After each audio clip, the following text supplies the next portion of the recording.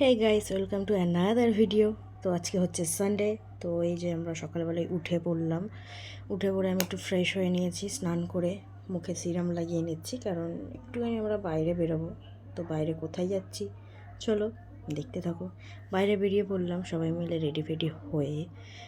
তো অটোতে করে আমরা যাচ্ছিলাম বেসিক্যালি। তো এই যে আমার দিদির ছেলে, ও মজা পাচ্ছিল, বাইরে বেরোলে খুব মজা পায়, তাই সবাই মিলে আজকে একটু বেরিয়ে এসেছি।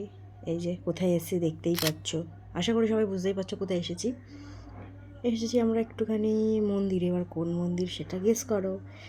এই যে মন্দিরের দিকে এগোচ্ছি আমরা। ইয়েস, সবাই মিলে ঠিকই গেস করেছো, আমরা এসে গেছি দক্ষিণেশ্বরের কালী মন্দির। সকাল সকাল আমরা এসেছি পুজো দিতে। এই যে আমাদের পুজো দেওয়া হয়ে গেছে, আমরা এখন মন্দিরের বাইরেও বেরোচ্ছি। আর বাইরের এটা ছিল এত গরম, আমি ঠিক মতো ফোনের দিকে তাকাতেও পারছিলাম না। তো ওই যে আমার মা যাচ্ছে।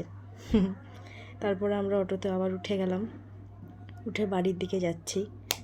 আর আমাদের বাড়ি আসতে অনেক লেট হয়ে গেছিলো, সেই জন্য আমরা একেবারে ডাইরেক্ট দুপুরের খাবারই খেয়ে নিয়েছি সবাই। তো এই যে আমার গাছে হয়েছিল একটা লেবুটা পেরে নিয়ে এই যে দুপুরের খাবার খাচ্ছিলাম। মায়ের হাতের স্পেশাল মাটন কষা অ্যান্ড ভাত। আরও কিছু ছিল, সেটার ভিডিও করিনি, মাটনটার ভিডিও করলাম, কারণ মা এত সুন্দর মাটন রান্না করে, আশা করি সবার মাই এরকম রান্না করে। তো সেটা খেয়ে নিচ্ছিলাম, এটা তোমাদের সাথে শেয়ার করলাম।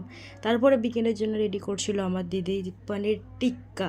বেসিক্যালি এইটা পনির টিক্কা কেন আমি জানি না, এটা খেতে তান্দুরির মতো। তারপরে হলো এটা ফ্রাই করে আমরা সবাই মিলে খাচ্ছিলাম। সবাই মিলে খাওয়ার পরে সন্ধ্যাবেলার দিকে ওদের কেক কেটে নিল ওরা দুজনে, বিকজ ওদের অ্যানিভার্সারি, আমি আগেই বলেছি অ্যানিভার্সারির জন্য ওরা কেক কাটছে এখন।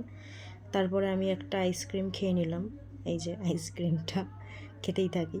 তারপরে রাত্রিবেলায় ডিনারে খেলাম পনিরের কিছু একটা ছিল, আমি ভুলে গেছি, আর রুটি।